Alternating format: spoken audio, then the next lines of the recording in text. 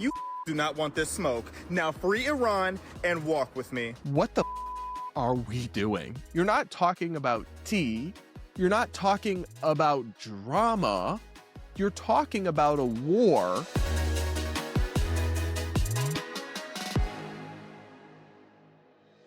For our online story, we're going to check in with a MAGA, PragerU personality and commentator, Xavier DeRusso, who is getting roasted on the internet right now, and I think for good reason, because he posted one video, and it's recirculating, that kind of sums up everything that's wrong with political influencers and the way that they create content that so trivializes and bastardizes the seriousness of issues and the human toll of things like war, while blatantly grifting and enriching themselves in dishonest ways.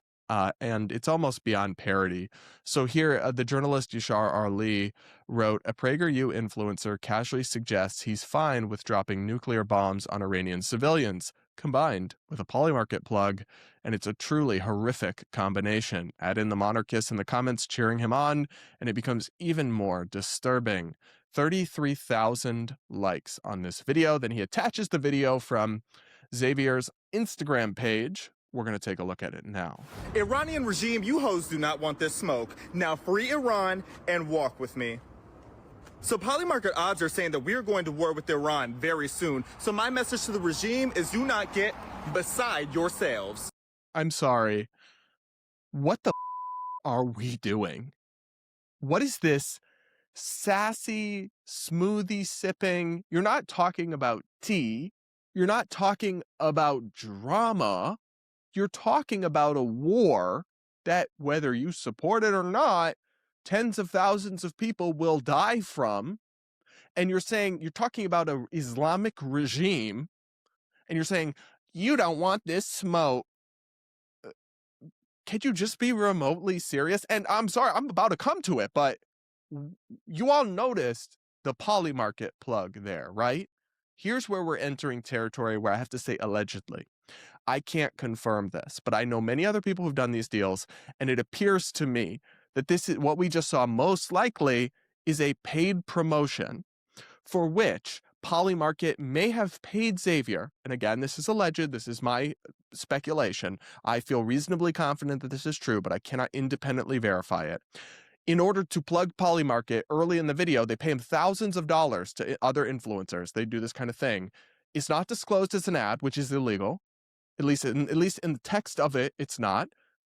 I tried to find the video on his page. Maybe he's taken it down, but I couldn't. So maybe it's disclosed elsewhere. But a lot of these don't get disclosed in general from influencers, these Polymarket and Kalshi ads.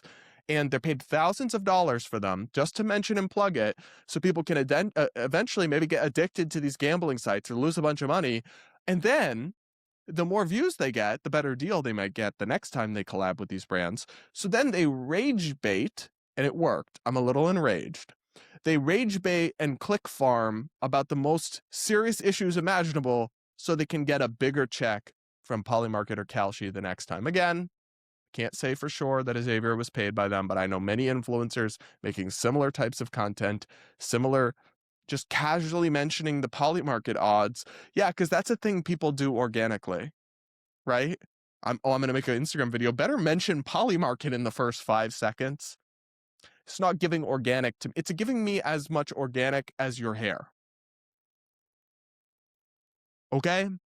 And then we haven't even gotten to the demonic part of this video yet, by the way. We're about to. Anyway, let's keep watching. I know y'all see the sassy man epidemic happening in America, but don't be fooled. We still have plenty of Republican men ready to come through with all the smoke. Google Florida man and any day, and that's exactly who we're having on your musty behinds. And the gag is, we're so advanced now that we can send our weakest links like White Dudes for Harris, and they can still control a drone to mutilate everything y'all got going on. I'm just struck by, you're talking about drone warfare against a country, and you're sipping your smoothie, and you're sassing like it's a TikTok about celebrity drama or something. I can't be the only one who finds this like incredibly distasteful and off-putting. but apparently it resonates with people. People actually watch this and are like, so true, King. What? Oh, Going on. and again, we haven't gotten to the worst part of this video yet. Going on. We said we weren't going to take it as far as we did in Japan when we basically dropped 2 suns on them, but I'm not opposed to running that back. Y'all will really feel the impact of FAFOing, so please keep it cute. He just casually discussed dropping nukes on millions of Iranian people and said, keep it cute, you don't want to FAFO. You're literally talking about using thermonuclear energy to incinerate women and children alive. And you're like, keep it cute.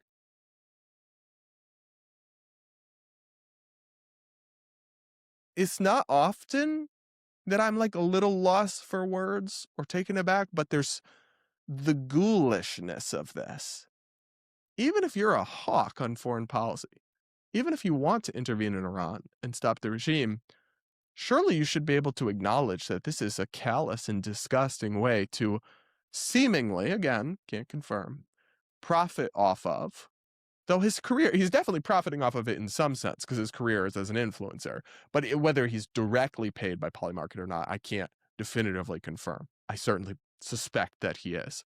But to profit off of and build your brand and click farm off of the casual suggestion of the incineration of millions of civilians is just like ghoulish and despicable beyond words. Because there's no, listen, I think the Iranian regime is despicable. And if you could tell me they could fall and a free Iran would emerge, obviously that's something I would want to see. My concerns about the war and about the intervention are that sometimes something worse can come after you destabilize even an evil regime, and that also removing a regime as entrenched as the Iranian regime is not easy and can turn into the same kind of quagmire and war. But like, we can have all of those debates. When you start talking about dropping nuclear bombs on Iran, there is no such thing as a targeted nuclear strike that only hits a regime official or a military base. It's like, no, you would incinerate thousands upon thousands, if not millions, of innocent people were you to nuke Iran. And you're just describing that like it's a FAFO situation, LOL, walk with me. That's demonic. I don't know how anyone... I mean, listen, we could have a whole conversation and debate about the ethics of ever using a nuclear bomb like we did in Japan, for example.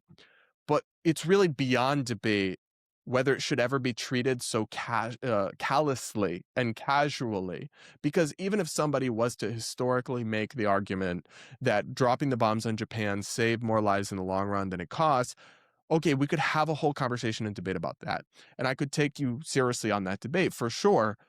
But if you start saying, I don't care about all those Japanese civilians who died, they FAFO'd, now walk with me with my Erewhon smoothie, and, oh, here's a likely paid plug, like, that's demonic.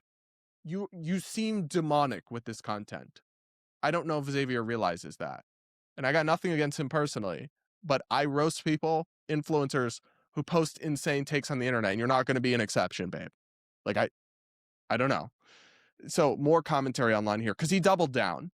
It's not like, guys, I'm sorry, I was just joking, but I shouldn't have done that. I took down the post. No, he doubled down. He said, I stand on everything I said. Free Iran, nuke the regime. Are you dumb? Rhetorical question time, I guess. But are you dumb? Like, there's no such thing as nuking a regime. And how can you free a country by mass murdering its civilians and destroying it entire? Like, were you to drop a nuke on Tehran, it's not like, oh, well, only the new Ayatollah's compound will be blown up. That's not what a nuke is. And how can you free a country by lacing it with radiation for the next 100 years?